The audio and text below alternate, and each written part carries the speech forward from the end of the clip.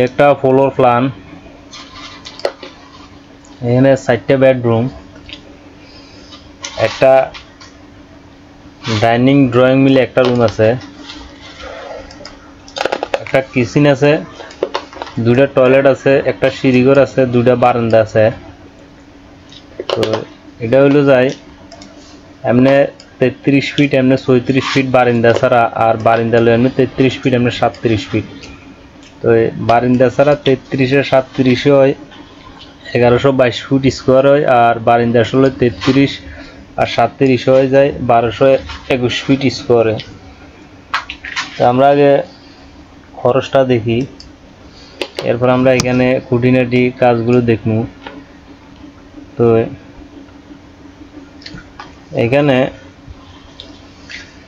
যদি আপনি 2 তলা ফাউন্ডেশন দিয়ে 1 তলা কমপ্লিট করেন তাহলে টাকা আসবে যায় 20 লাখ, আর 2 তলা ফাউন্ডেশন দিয়ে যদি 2 তলা কমপ্লিট করেন তাহলে টাকা আসবে 35 লাখ।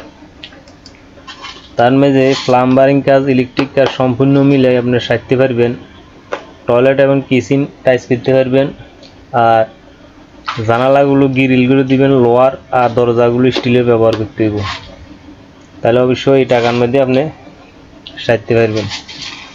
আর যদি 3 তলা ফাউন্ডেশন দিয়ে 1 তলা কমপ্লিট করেন তাহলে হইব 22 লাখ টাকা আইব। আর যদি 3 তলা ফাউন্ডেশন দিয়ে 2 তলা কমপ্লিট করেন তাহলে টাকা আইব 38 লাখ।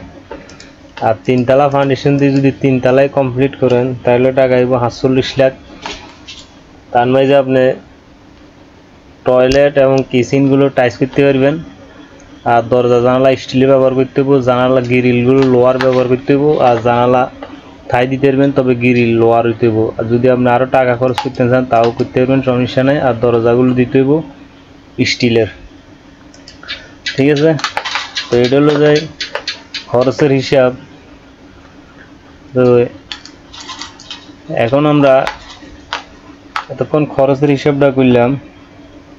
আপনি যদি চান আমি যে হিসাবটা দিছি এই হিসাবে যদি চান এখানে কোটি টাকাও খরচ করতে পারবেন, খরচ করবে জায়গা আছে। শুধু টয়লেট এবং কিচেন টাইস করতে পারবেন, আর সম্পূর্ণ প্লাম্বারিং কাজ, ইলেকট্রিক কাজগুলো সম্পূর্ণ মিস্ত্রি কাজগুলো আমি যে রেট বলছি এই রেটের ভিতরে সারিয়ে দিতে পারবেন, কোনো সমস্যা হইতো না।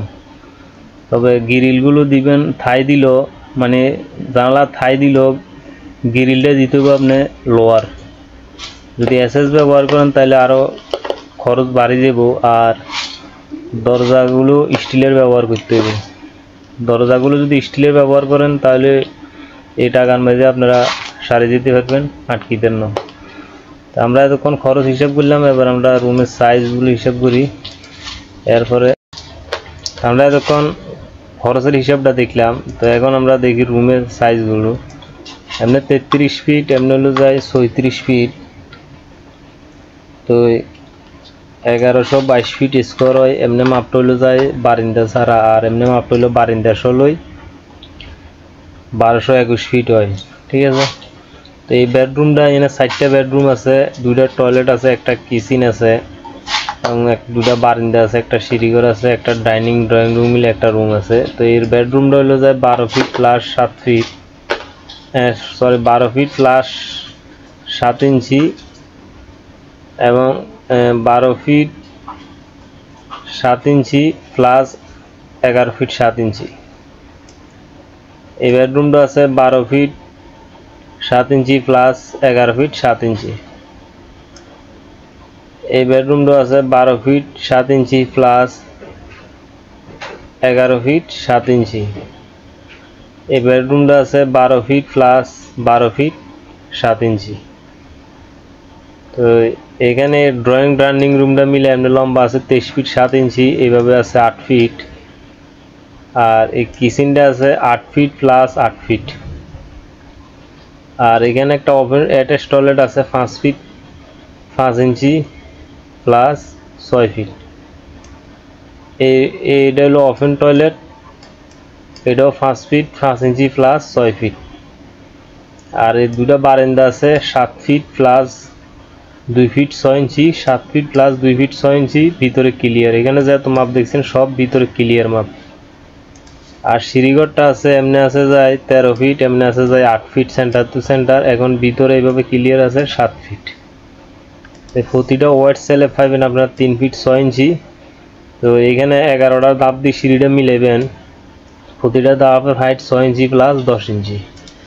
সিঁড়ির ল্যান্ডিংটা ডালাই দিবেন পিলারে 5 ফিট 6 ইঞ্চির মধ্যে যায়, আর বাকি 1.5 ফিট নিচের দিকে ডাউন করে দিবেন এই পর্যন্ত। নিচের দিকে এই পর্যন্ত গ্রেড বিম সহ নিচের দিকে ডাউন করে দিবেন, তাহলে 1.5 ফিট ডাউন করে দিলে 7 ফিট হয়ে যাবো। 5.5 ফিটের ল্যান্ডিং ডালাই দিই, 1.5 ফিট নিচের দিকে ডাউন করে দিবেন। 11টা ধাপ দিয়ে সিঁড়িটা মিলাবেন। প্রতিটা ধাপের হাইট 6 ইঞ্চি প্লাস 10 ইঞ্চি। আর এখানে এর নিচে ল্যান্ডিংটা রাখবেন 3 ফিট 6 ইঞ্চি। এরপরে এখান থেকে 11টা ধাপ দিয়ে সিঁড়িটা মিলাবেন, আর উপরেটাও 3 ফিট 6 ইঞ্চি বা 4 ফিট রাখলে 3 ফিট 6 ইঞ্চি দেওয়াল করা হলো ক্লিয়ার থাকবে। তো অবশ্য এখানে সিস্টেমটা আমি আপনাদেরকে বুঝাতে পারলাম। তো এখন আমরা দেখি ঘরে ঢোকার মেইন দরজা হলো সিঁড়ির নিচ দিয়ে ঢোকার পরে সর্বপ্রথম একটা ড্রয়িং রানিং রুম, এরপরে bedroom kitchen, bedroom open toilet, attach toilet এবং 2টা বারান্দা। তো বারান্দা সিস্টেমগুলো দেখতে আছেন, এগুলো সিস্টেমটা হলো এদের গ্লাস, এটির গ্লাস সামনে যদি বারান্দা গ্রিল দিবেন, এখানে গ্লাস দিয়ে দিবেন। জানালাও এবং দরজা দুটোটা মিলিয়ে একটাই, ঠিক আছে। ঠেলা এক সাইডের দিকে ঠেলা দিয়ে খুলতে পারবো ওই গ্লাসগুলো, এটা ওই সিস্টেমে দেওয়া হয়েছে।